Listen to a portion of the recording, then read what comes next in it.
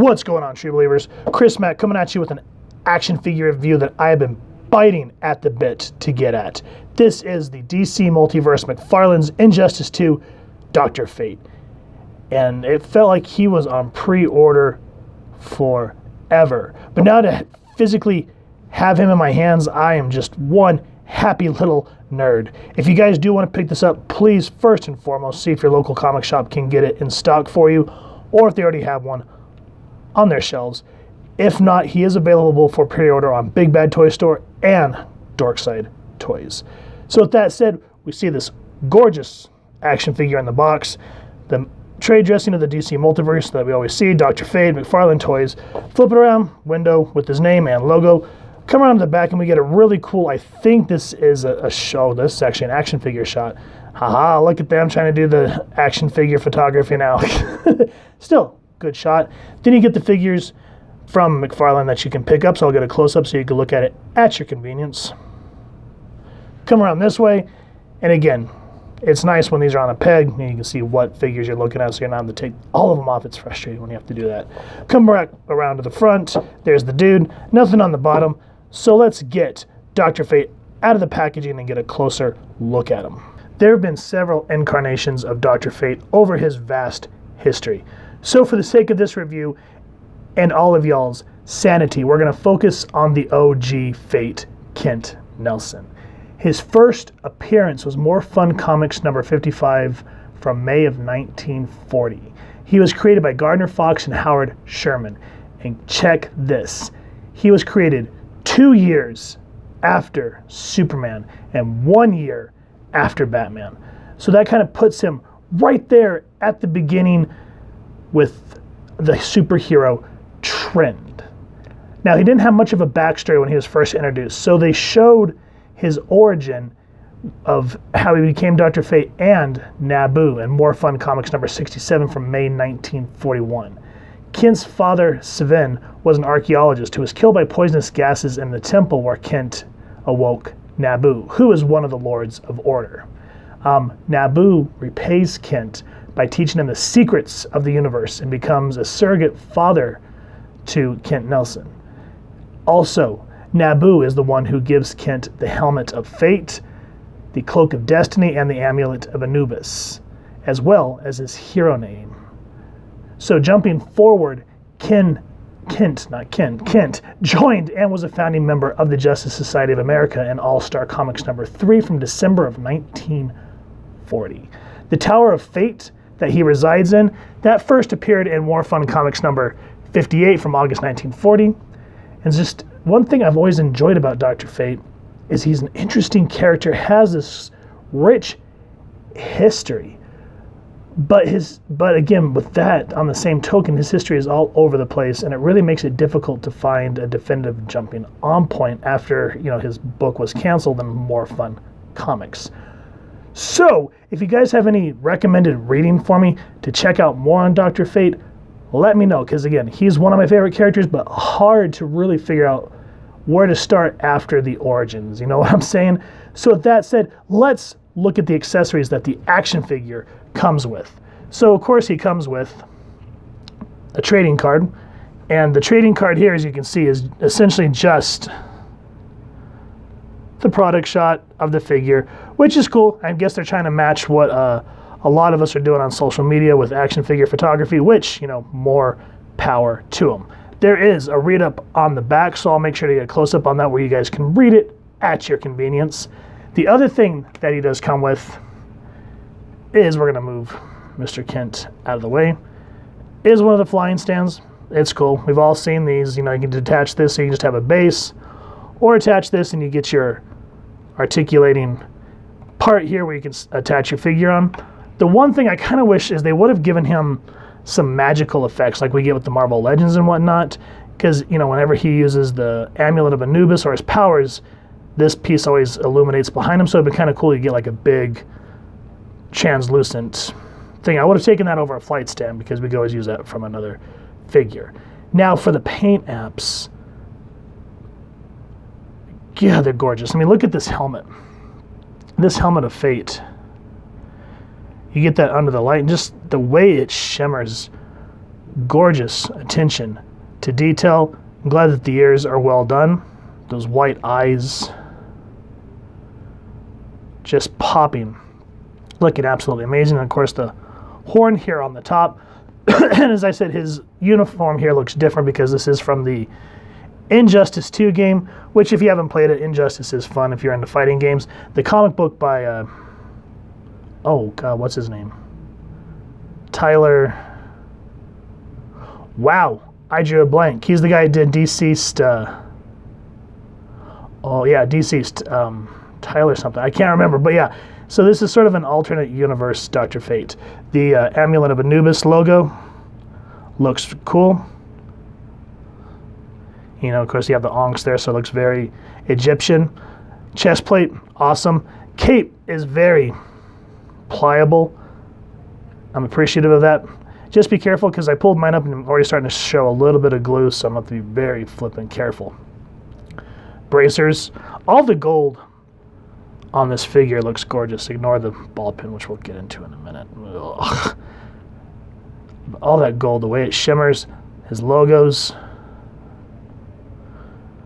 Gorgeous attention to detail.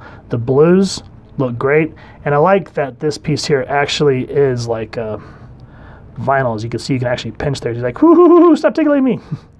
But we get some light blue, get some black, and because just like Moon Knight, you know, he's an Egyptian-esque character, so I like that they made sure they kind of give him sort of this the pharaoh type adornment.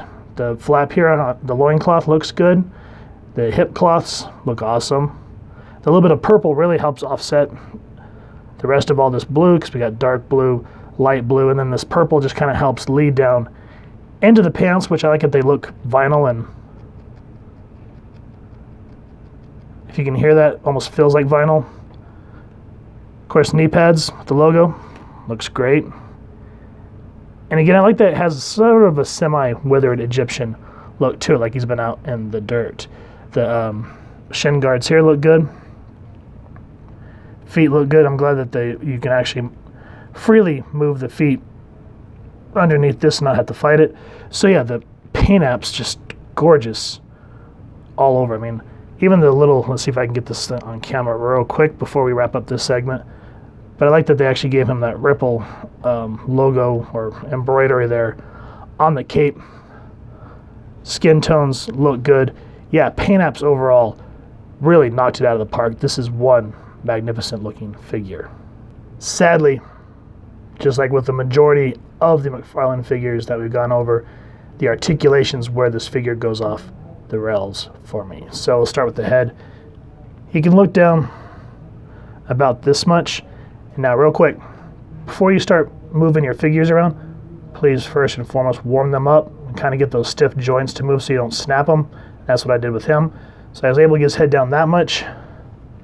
Be a little bit on a rocker, but because of the clearance here with the helmet, you can't get him to look up all that much, which is really frustrating. I don't like when I'm being hindered like that. You can at least turn the head side to side. Arms, even with the shoulder pads, can still go up that much. You can still spin them 360 like that. And I'm glad that the arm pads are not causing the hindrance with the bicep swivel either. And we get a little bit of a butterfly effect in there, which is cool. Double jointed elbows. And this is probably the part that I hate the most. And when I was talking about it just a moment ago. The ball joints in the hand. I mean, look at this. When you just kind of vanilla posing him, I don't like that these ball joints are so evident. I wish that they would have hid them under the bracers or something because it just looks weird. And you think that that McFarlane and his design team would have learned their lesson after how many years now of releasing Multiverse? Almost 3 years with the license. So yeah, this right here is a huge disappointment. Second disappointment for me is the fact that other than not getting any, oh, and one other thing is you can't bring his arms all the way down. They stop kind of there like a gorilla, so just damn it. But you don't get any power effects. You get one open hand and one wobbly, as you can see there, fist hand. The hell am I going to do with a closed hand? That doesn't do me anything. Either give me 2 fisted hands and 2 open hands so that I could put effects in his hands, or if I want to have a punching fight scene. But don't do this to me. I hate when they give you a figure, especially like when we went over the Deathstroke. You know, he had guns, he had a sword, and he only had 1 open hand. Stop this. Stop it. Give us 2 of these and 2 of these. I promise it's not going to be that much more out of your budget. I assure you. Anyway, that aside, you can see our hand goes up and down, spins 360. And again, you just have to be careful of moving that ball joint around. I hate that ball joint. I wish they would get away from those and go the Marvel Legends route. Anyway, we're gonna let it go. Can twist there. Can't twist there. Now what's cool is, again, I like that they hide the articulation under this fabric, so he can go down relatively far. The only thing though is this excuse me, his shirt, the vinyl, see how it pops up over his pants? So you gotta be a little careful about that when you're coming back up. Got to kind of stuff all that back, because then it comes up on the front. But as you can see, at least here, you get a nice wide range of motion. So you gotta kind of think about how you want to work that shirt. As you can see, it comes untucked, so that's gonna be a semi-frustration. So get the, thank God for fingernails to stuff all that back in there. Just like, damn it. Legs can go out about that far. Does have a little bit of an upper thigh cut. I wish that McFarlane would really look hard at what Hasbro's doing with that. But at least now we can kind of bend it. Leg can go out that much.